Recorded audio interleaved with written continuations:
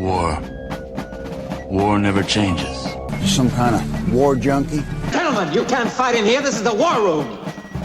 Welcome to the War 102 podcast, where we explore the doctrine, theory, philosophy, and history of warfare. I'm your guide, Paul Darling, and I want to share what I learned in nearly 30 years in uniform. So let's get to learning about the most influential activity in human history, war. Welcome to episode 77, the Battle of Blenheim. So of course, like anything else, there's no context going straight into this. So in order to talk about this, we got to talk about the War of the Spanish Succession. And by 1704, the War of the Spanish Succession had entered its third campaign season, with the major European powers just basically fighting for position over whether the Spanish crown and its empire would remain independent or fall into the French or Bourbon orbit. The death of Charles II of Spain in 1700, again without children, had left the Spanish throne to his French grandnephew, Philip V of Spain. And this brought England, Dutch Republic, Prussia, and the Habsburg Empire, out of Austria, in opposition to the ambitions of the Sun King Louis XIV, obviously, of France. The French had enjoyed a strong record of victories in earlier years. And by 1704, the combined Franco-Bavarian forces threatened to deliver a decisive blow to Austria by penetrating into the Danube River Valley and threatening Vienna itself. The electorate of Bavaria under Maximilian II, Emmanuel, aligned with France, providing a flank through southern Germany.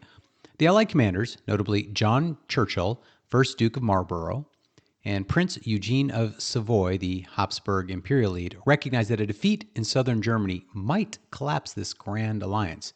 So they opted for an audacious strategic move, a fast advance of the Allied army from the Low Countries into southern Germany to strike where the enemy least expected. Thus, the campaign of 1704 really turned on whether Marlborough and Eugene could execute their plan and whether the Franco-Bavarian forces could be caught off guard. The stakes were high. If Vienna fell or Austria is knocked out of the war, the balance of power in Europe would shift decisively in favor of France. In late spring 1704, Marlborough set out with a portion of the Allied army, deliberately concealing his real destination, going back to the principles of war and security. He moved 250 miles from the Low Countries through Germany towards the upper Danube in about 5 weeks, which was quite a feat for its time, and really at any time, both in terms of speed and logistics. He had deception, he had feints, he would set up bridges that he wasn't planning to use, and he made sure his supply lines were secure. And this caused the French to just basically spazzle over themselves, unsure of where they were going to cross, and always more concerned about an attack into France itself rather than the true destination of southern Germany. He stimulated attacks in the Rhineland, for example. And by August 1704, Marlborough's army had linked up with the Imperial or Habsburg forces under Eugene on the north bank of the Danube, near the Bavarian town of Donauwörth. The combined Allied army then prepared to face the Franco-Bavarian forces arrayed on the north bank of the Danube in the vicinity of the village of Blenheim, which now we all call Blenheim, and surrounding terrain. This march not only achieved a strategic surprise, but shifted the theater of war from the Low Countries, where most of the fighting had occurred, into southern Germany, and forced the French to react rather than set the tempo, and this goes back to offensive. On the 13th of December in 1704, the battlefield formation was shaped by the geography of the Danube, its subsidiary river, the Nebel, or Nobel stream, and the villages of Blenheim, Oberglaheim, and Lutzingen.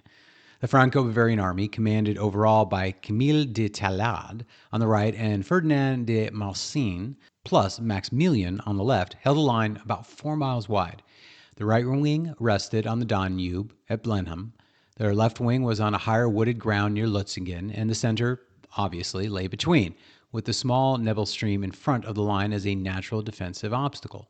So they really set up a pretty good, strong defensive. They couldn't be outflanked on either side because of the terrain, and they had a nice obstacle right in front with the stream. So pretty good setup, frankly, from the French.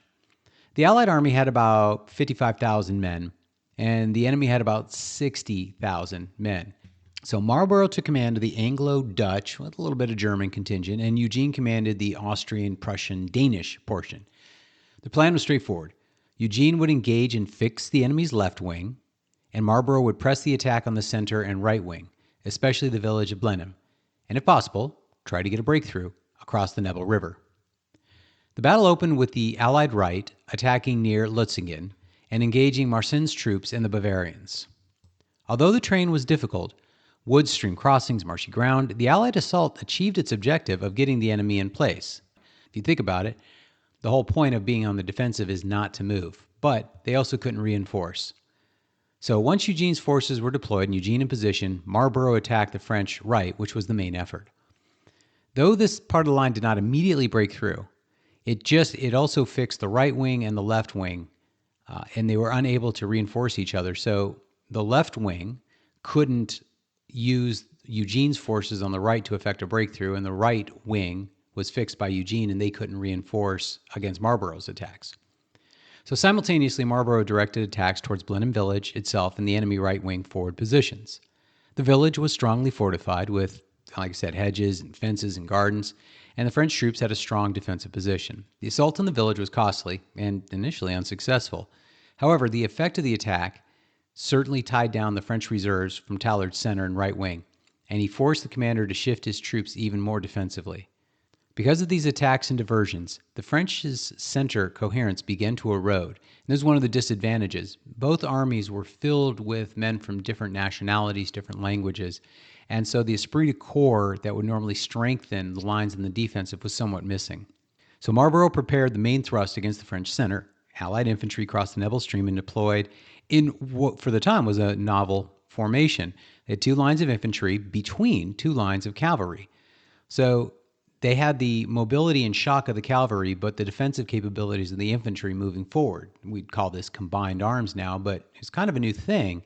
Ordinarily, the infantry would all be massed, and the cavalry would either be on the wings or be used as shock effect in mass, not integrated with the infantry. As the Allied forces pressed forward, French cavalry counterattacks attempted to blunt the assault. But Marlborough was on the scene, and working with the cavalry, they were able to center and continue to move forward. The moment of decisive breakthrough came when the Allied cavalry charged through the weakened French center, broke the line between Marcin's left and Tallard's right, and then moved leftwards to sweep into Tallard's fixed right wing and the village of Blenheim. So many French soldiers fled towards the Danube and attempted to cross or swim, and you can guess what happened. Thousands drowned or at least were captured. Once the enemy's right and center were compromised, the village of Blenheim became a trap for the French forces there. Tallard's troops were isolated. Marshal Tallard himself was captured, along with many regiments of infantry and dragoons, pinned inside Blenheim. Some of Marcin's and Maximilian's left wing managed to withdraw, but the retreat was pretty costly. So at the cost of 12,000 casualties, the Allies captured 13,000 Franco-Bavarian troops and killed, wounded, or caused to be drowned another 18,000. So overall, the Allied casualties were, as mentioned, 12,000, with about 30,000 captured, drowned, and killed from the Franco-Bavarians. And thus, by the late afternoon on the 13th of August, the battle was decided, with the Allied enemy having routed the enemy's center and right, captured their commander, inflicted losses, and caused the left wing to flee disorganized. So what made this battle interesting from a tactical perspective? First, the strategic initiative and surprise. Marlborough surprised the enemy on an operational level by moving into a theater of operations that his enemy did not prepare for and used a lot of very effective deception mechanisms to do so. And then the ability of the coalition to work together. Marlborough and Eugene worked really well. It's a simple plan, fix the left, attack on the right, but they were able to do it. And frankly, the terrain did not favor them. The innovative deployment of infantry and cavalry allowed the Allies to overcome the obstacles and strong defenses of the French. And the Duke of Marlborough had an eye for tactical opportunity, what Napoleon called the coup d'oeil, the ability to see instantly when the situation demands a change to plan or when an enemy is weakened. This might be worth a discussion later. And then the enemy weaknesses. The French and Bavarians' deployment had a weak center, and the reserves were drawn away by the attacks in the village and towards the holding action by Eugene. By weakening the center, it provided an opportunity that Marlborough was able to exploit. So the consequences, and this is why it was listed as one of the 15 decisive battles. Now, some say it saved Vienna and the Habsburg Empire from immediate collapse. Had the Franco-Bavarian forces succeeded into penetrating into Austria, the Grand Alliance might have fallen apart. Instead, the Allies' success preserved the coalition. And second, the triumph shattered the French invincibility. For like 50 years, the Sun King's armies had been winning, but now they could be beaten. The Electorate of Bavaria was knocked out of the war by the treaty following this, called the Treaty of Ilbesheim. And Bavaria came under Austrian military rule and withdrew from its alliance with France, which obviously significantly weakened them. Obviously, this victory made Marlborough's name. That's why he's the first Duke of Marlborough. He became recognized as one of the greatest generals of his era. It cemented the partnership between Marlborough and Eugene, and they would stick together as kind of a Batman and Robin, although that's kind of unfair to Eugene, for several more campaigns. The war went on for another decade afterwards, but this was the beginning of the end for French dominance. From a strategic perspective, the Allied army moved from a defensive posture into the path of offensive operations. And after the victory, Landau, Trier, and Trebach all fell within the year. It's important to note that while Blenheim was a major turning point, obviously it did not end the war. Marlborough's decision to march his enemy hundreds of miles into Bavaria was bold for its time. The logistical difficulties were substantial, moving tens of thousands of men, thousands of horses, artillery, wagons, and supply trains through varied terrain. Maintaining discipline, fodder for the animals, and making camp at night all called for a lot of administrative skill. Description from someone who was on the campaign.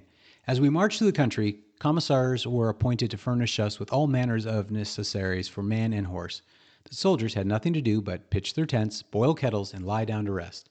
Surely never was such a march carried on with more order and less fatigue both to man and horse. The French, meanwhile, expected operations more to the west or north, and the swiftness of Marlborough's movement forced them into reaction. The Allied arrival on the Danube forced Franco-Bavarians to engage on less favorable ground or risk having Vienna threatened. The local geography was far from trivial in the battle. The Nebel Stream, though modest in width, was marshy, and its banks were difficult for infantry to cross under. The village of Blenheim itself had hedges and gardens and enclosures like any sort of village of that era. And the smaller towns offered woods, ditches, natural cover. It was tough for the attacker, which gives even more credit to Marlborough's success there. In executing the center breakthrough, Marlborough used, as mentioned, the infantry with cavalry. In the end, the Battle of Blenheim is about logistics and maneuver and coalition politics as much as it was battlefield tactics. But this is not to negate the brilliance of the tactics of Marlborough on the day. He just proved himself a capable general at every level. His ability to move swiftly and Eugene's operational skill to deny the enemy the chance to counterattack or flex its reserves with his holding action, it was all very impressive. And also, got to note the human element. Courage of infantry advancing across difficult terrain, and there was 100 cannon present on the battlefield as well. That's a lot of discipline. That's a lot of leadership. The cavalry and the horses sticking with the infantry, moving at the slower pace and not breaking through, a testament to their leadership as well. And like I said, it didn't work at first. One of the generals was stated, "I have not a squadron or battalion which did not charge at least 4 times during the day." Finally, the legacy of Blenheim resonates beyond military history. In Britain, it became part of the national memory. That's why there's Blenheim Palace, and there's medals and honors. And you can actually go to Germany today, and there's all sorts of memorial, and the battlefield remains a site of commemoration. It's a good case study. It's a good battle. As one of the 15 decisive battles, I don't know if that's fair. Obviously, that shows Creasy's European-centric, but it is an interesting battle in and of itself, regardless its impact on history. So you can learn more about it if you're interested. Thanks for listening today. If you want to help the show, please share today's episode on any social media sites you can. Check out the War 102 Buzzsprout website for more information and to send me a message. And, of course, my thanks to the subscribers who help keep the show going. Hope you all join me next week. See you soon.